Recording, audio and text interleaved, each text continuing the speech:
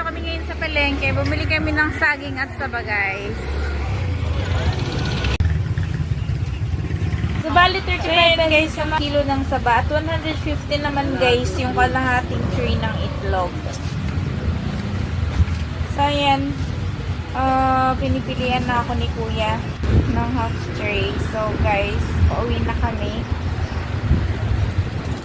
Ang dami dito maganda rito sa sa palengke. Ang dami rin paninda dito, guys.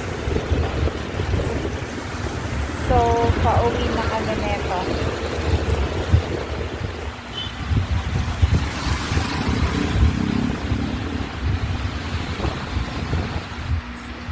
So, hi guys! Magandang gabi sa lahat, guys. So, sa kinita ko, guys, na nakaraan, nakabili ulit ako, guys, ng saba. So, 15 ballots ko naman to, guys. Mabibenta ko ng 15 ballots, guys.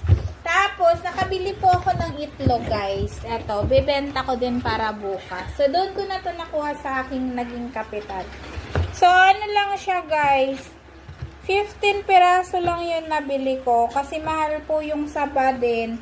35 yung kilo nung saba. Tapos sa egg naman, guys, 125 pesos yung 15 pieces.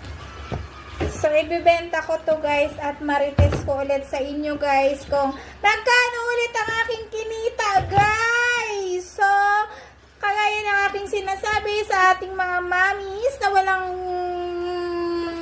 stable na trabaho, maghanap tayo palagi ng mga pwede nating mapagkikitain para kahit pa paano makabili tayo ng mga asin at asukal para sa loob ng bahay, guys. So, thank you for watching, guys.